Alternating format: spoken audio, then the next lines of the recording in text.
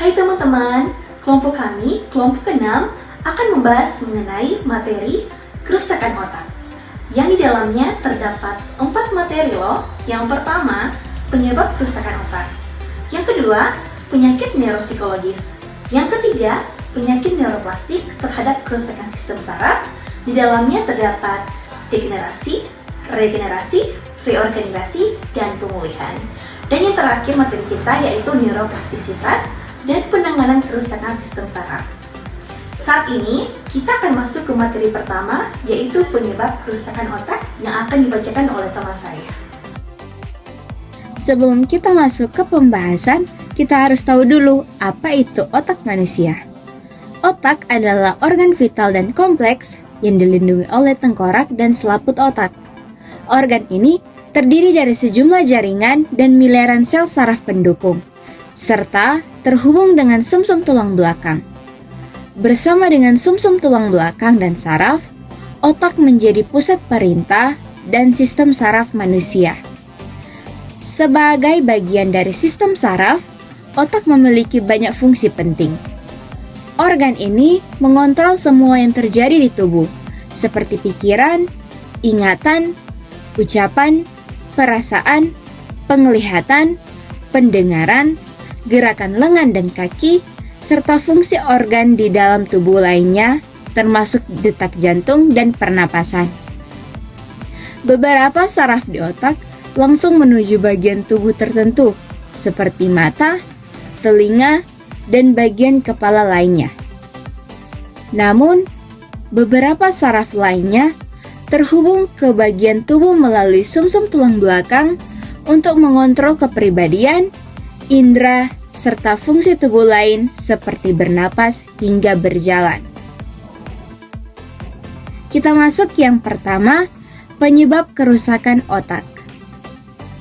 Kerusakan otak sendiri adalah keadaan darurat medis ketika seseorang mengalami kerusakan otak akan mengakibatkan gangguan pada banyak hal, termasuk fungsi kognitif, motorik, hingga emosional.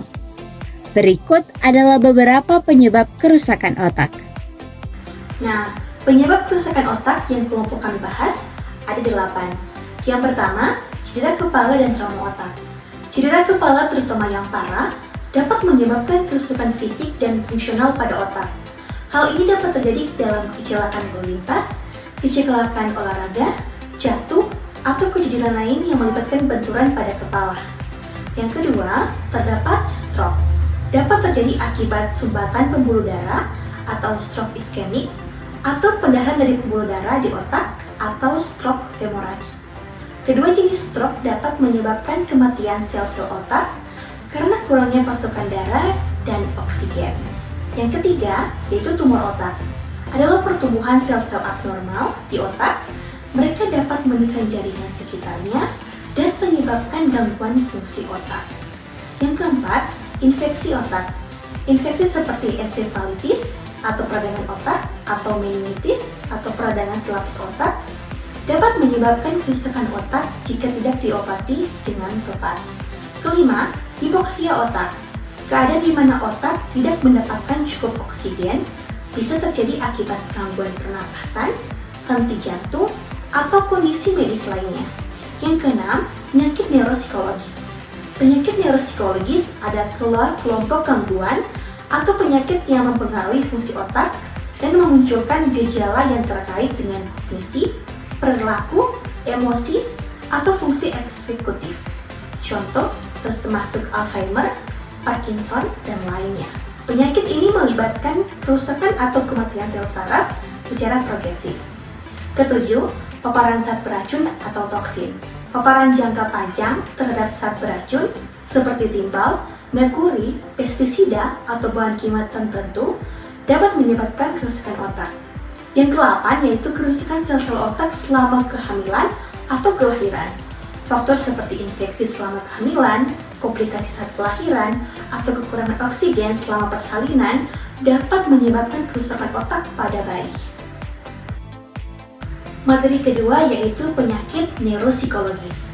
Penyakit neuropsikologis adalah kondisi medis yang mempengaruhi fungsi otak dan dapat mempengaruhi perilaku, kognisi, emosi, atau kemampuan fungsional lainnya. Otak juga berkaitan dengan psikologis manusia. Oleh karena itu, jika otak seseorang mengalami kerusakan atau gangguan, tentu akan mempengaruhi psikologis dari orang tersebut. Saya akan menjelaskan tentang sejarah neuropsikologi. Jadi, neuropsikologi itu adalah kajian mengenai perkembangan disiplin ilmu yang menggabungkan bidang neurologi dan psikologi. Ia bermula pada abad ke-19 dengan penciptaan alat-alat penelitian dan penemuan penting dalam bidang kedua ilmu tersebut. Berikut mengenai salah satu tonggak penting adalah penemuan dari Paul yang dimana ditemukan pada tahun 1861 yang menghubungkan kerusakan pada daerah otak tertentu dengan gangguan bahasa. Hal ini menandai awal dari pemahaman kita mengenai lokalisasi fungsi otak.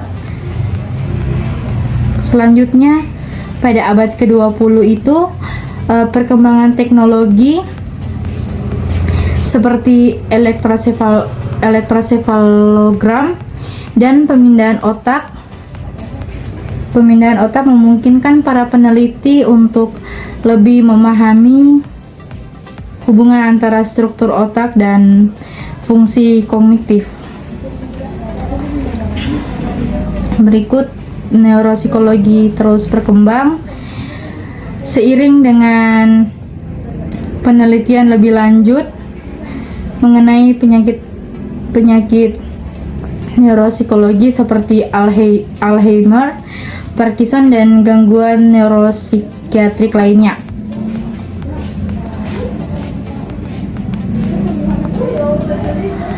Hal ini memungkinkan pengembangan terapi dan intervensi yang lebih efektif untuk pasien dengan gangguan otak.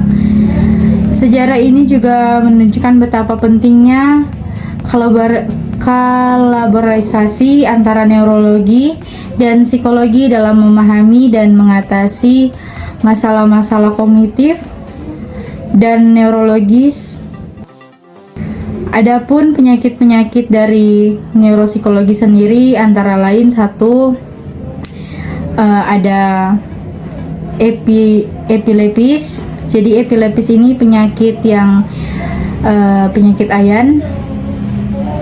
Penyakit ini disebabkan oleh gangguan pada sistem saraf pusat otak, ya, yang membuat pola aktivitas saraf menjadi tidak normal.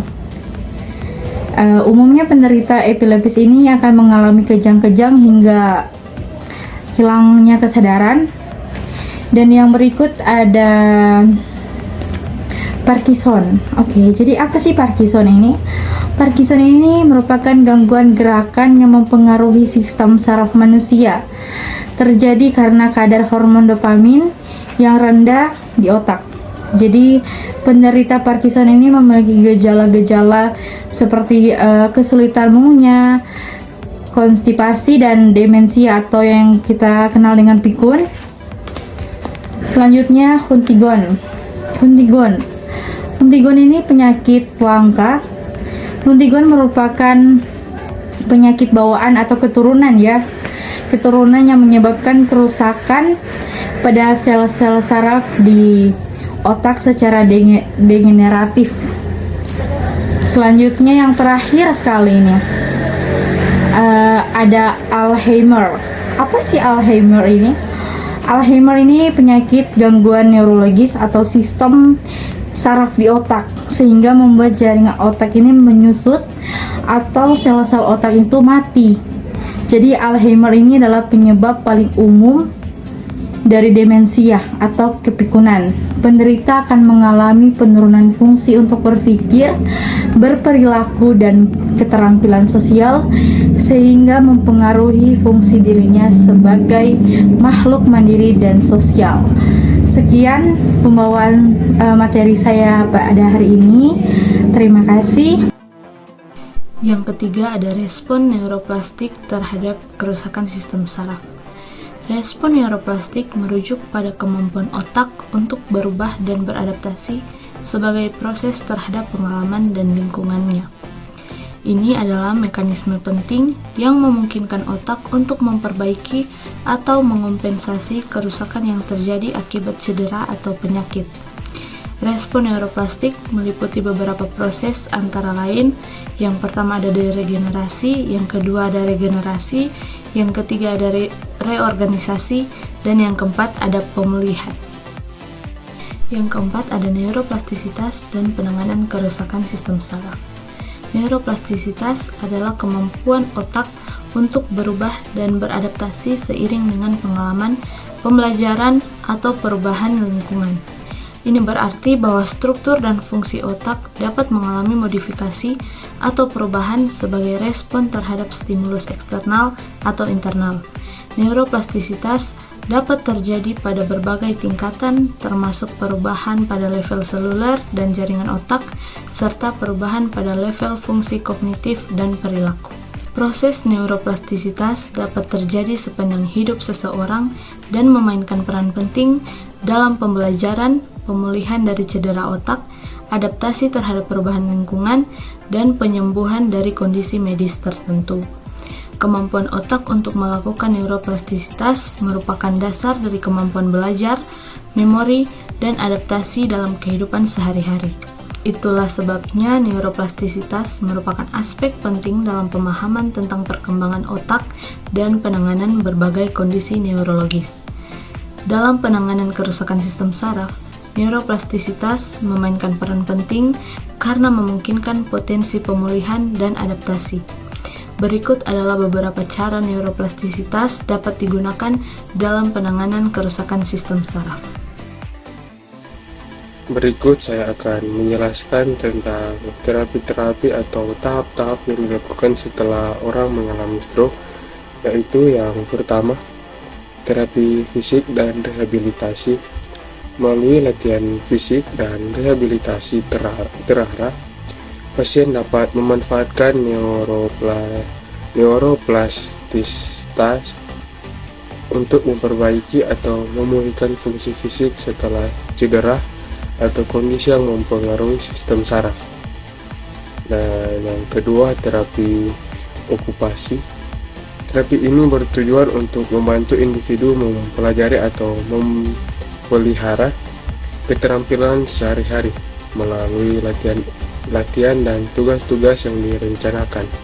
Otak dapat menggunakan neuroplastisitas untuk memperbaiki kemampuan fungsi tertentu.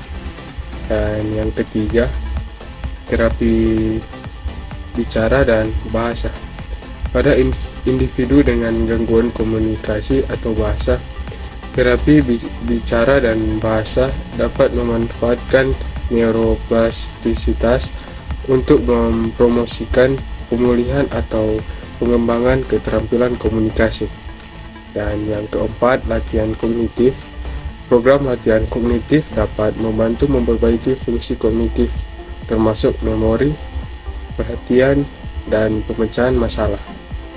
Dengan memberikan stimulasi dan latihan yang tepat, otak dapat membentuk koneksi baru atau memperkuat koneksi yang ada. Dan yang kelima, pemulihan pasca stroke. Pasien pasca stroke seringkali mengalami penurunan fungsi motorik atau kognitif.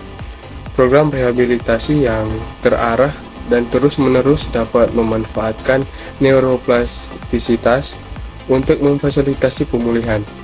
Dan yang keenam, stimulasi sensorik.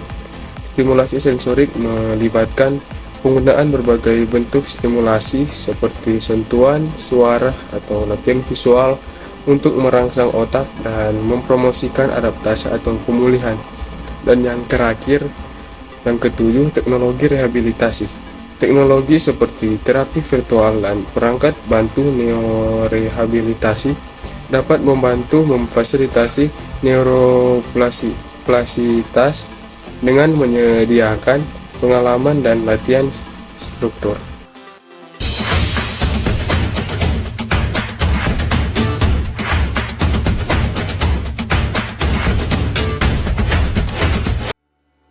Saya akan menjelaskan tentang sistem pencernaan. Jadi sistem pencernaan ini merupakan suatu sistem yang mengubah makanan dan menyerap sari makanan yang berupa nutrisi yang diperlukan oleh tubuh. Sistem pencernaan akan memecahkan molekul makanan yang kompleks menjadi molekul yang lebih sederhana dengan bantuan enzim sehingga mudah dicerna oleh tubuh. Selanjutnya, organ-organ pencernaan. Ada mulut. Makanan pertama kali masuk dalam tubuh melalui mulut. Dalam mulut terjadi pencernaan secara mekanik dan kimiawi. Dan yang kedua ada faring. Faring ini merupakan organ penghubung antara rongga mulut dengan kerongkongan atau esofagus. Yang ketiga ada kerongkongan, di mana kerongkongan ini adalah tabung berotot pada vertebrata yang dilalui sewaktu makanan mengalir dari bagian mulut ke dalam lambung. Faktor-faktor yang mempengaruhi pola makan. Nah teman-teman, pola makan sehat adalah perilaku mengonsumsi makanan sesuai dengan kebutuhan gizi harian. Asupan kalori dan gizi yang dibutuhkan oleh setiap orang cenderung bervariasi, tergantung usia, jenis kelamin, gaya hidup, kegiatan fisik, tempat tinggal, suhu udara, dan sebagainya. Ada beberapa faktor yang dapat mempengaruhi pola makan. Faktor yang mempengaruhi pola makan adalah budaya, agama atau kepercayaan, status sosial, ekonomi, kesukaan, kesehatan, rasa lapar, dan nafsu makan. Penelitian fisiologis tentang rasa lapar dan rasa kenyang. Perasaan nafsu makan dan kenyang melibatkan interaksi kompleks antara hormon dari saluran gastrointestinal ke hipotalamus dan umpan balik selanjutnya.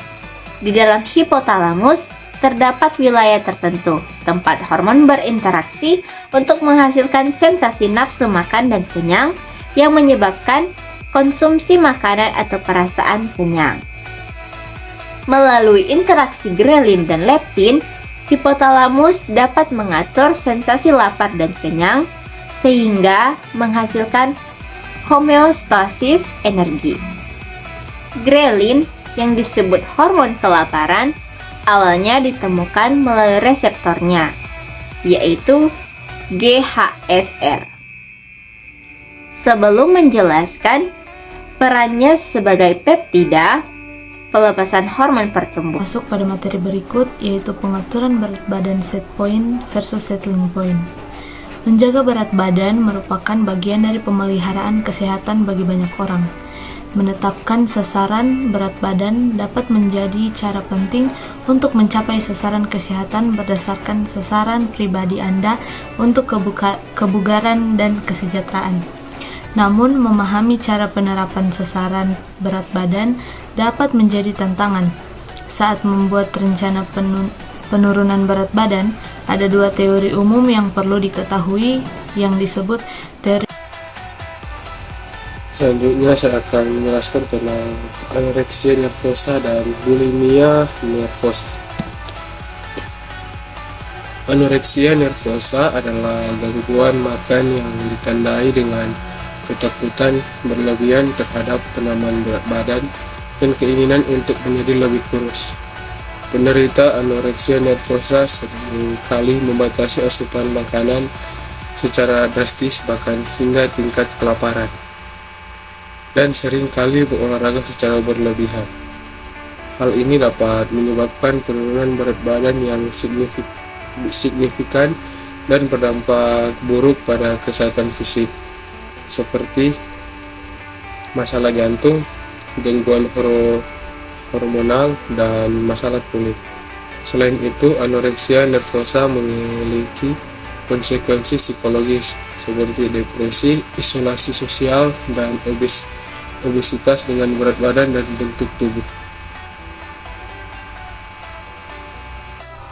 Sedangkan bulimia nervosa adalah gangguan makan yang ditandai oleh siklus makan yang berlebihan yang disebut binge eating, yang diikuti oleh perilaku kompensasi seperti muntah atau penggunaan pelepasan.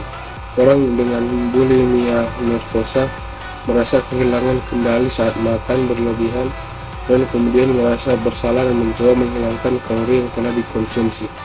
Anoreksia dan bulimia nervosa adalah gangguan makan yang serius yang mempengaruhi perilaku makan seseorang serta kesehatan fisik dan mental seseorang.